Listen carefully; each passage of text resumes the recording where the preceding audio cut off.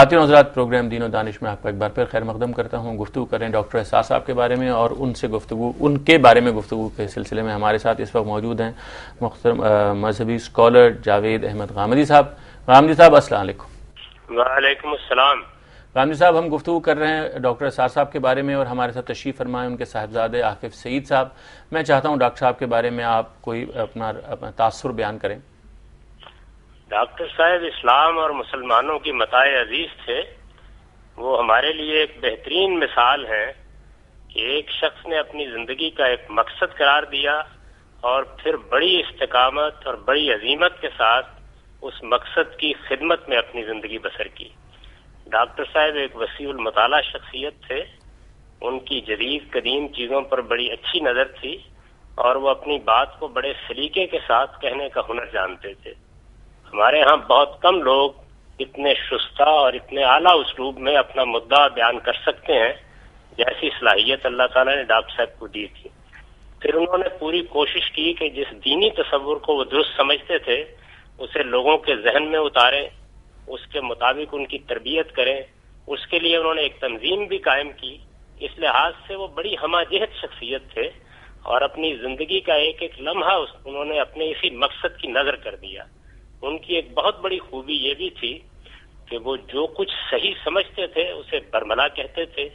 اس میں ادنا درجے کی کوئی مداحنت کبھی نہیں کرتے تھے، اور انہوں نے اپنے بچوں کو، اپنے اہل خاندان کو بھی اسی مسلک کا پابند کیا، اور ان کو بھی یہ ذوق دینے کی کوشش کی کہ وہ اپنی زندگی انہی مقاصد کے لیے بسر کریں جو ڈاکٹر صاحب کے اپنے مقاصد تھے.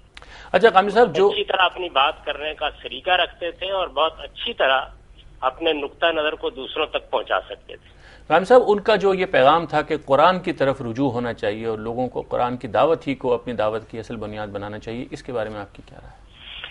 اس میں کوئی شبہ ہی نہیں ہے جی کہ رجوع قرآن کی تحریک ایک انہوں نے برپا کیے رکھی. بلکہ مجھے تو یہ یاد پڑتا ہے کہ جس زمانے میں ہم لوگ طالب علم تھے تو یہ معلوم ہوتا تھا کہ قرآن مجید کی منادی کرنے والا ایک شخص پیدا ہو گیا ہے جو صبح و شام لوگوں کو اس جانب توجہ دلاتا ہے کہ لوگوں اللہ کی کتاب کی طرف آؤ، اللہ کی کتاب کو مضبوطی کے ساتھ پکڑو، اس کو سمجھو، اس میں تدبر کرو، اپنی زندگی اس کے مطابق تبدیل کرنے کی کوشش کرو. آپ کے ذہن میں ہوگا کہ ان کا ایک بہت ہی اچھا کتابچہ ہے جس میں انہوں نے یہ بیان کیا ہے کہ مسلمانوں پر قرآن مجید کے حقوق کیا ہے. جی، میرے نزدیک ان کی تحریروں میں وہ بہترین تحریر ہے، اور اس میں انہوں نے بڑی جامعیت کے ساتھ اپنا نقطہ نظر بیان کیا ہے.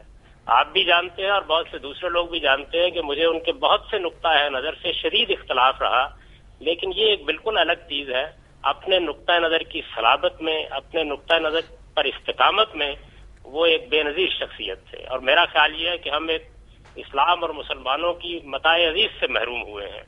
ان کی محرومی ہم سب کی محرومی ہے، اور ان کی وفات کا غم ہم سب کا غم ہے. بے شک. میں تو چونکہ ملک سے باہر تھا، اس وجہ سے ان کے جنازے میں بھی شریک نہیں ہو سکا.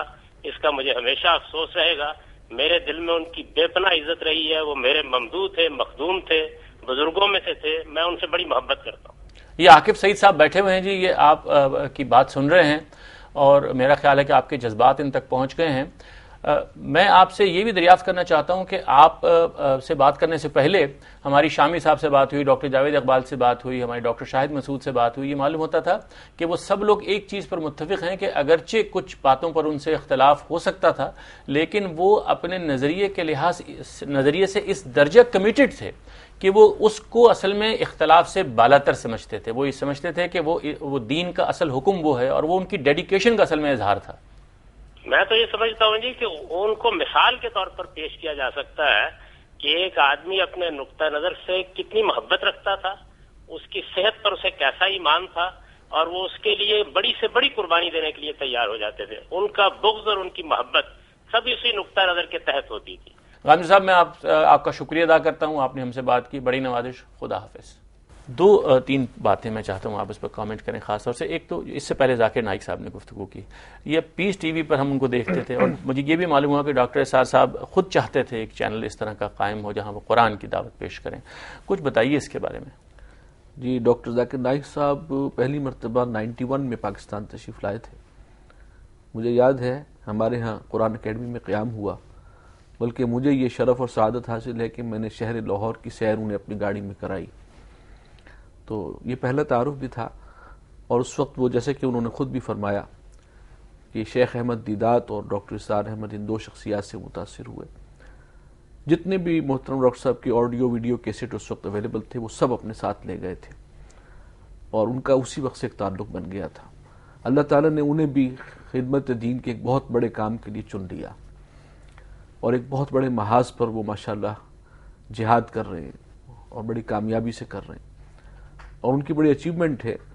اور اس فکر قرآنی کو جیسے کہ آپ نے بھی ابھی شاہد مسعود صاحب بھی فرما رہے تھے کہ 9/11 کے بعد میڈیا نے ڈاکٹر صاحب کی آواز کو دبانے کی بھی کوشش کی، اور یہ ہر زمانے میں ایسا ہوتا رہا کہ حق کی آواز کو دبانے کی کوشش کی گئی ہے.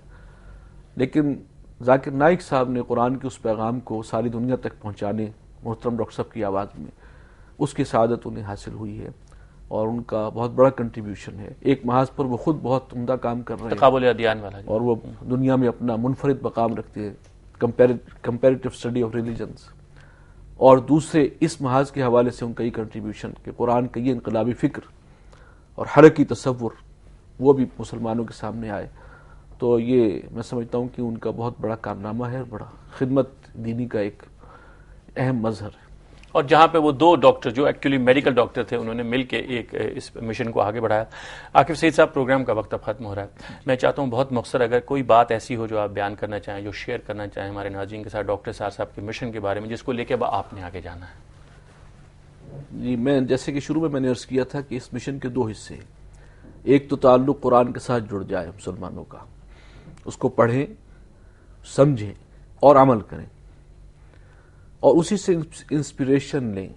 ایمان اور یقین اور توکل، یہ ساری متاع یہیں سے حاصل ہوگی.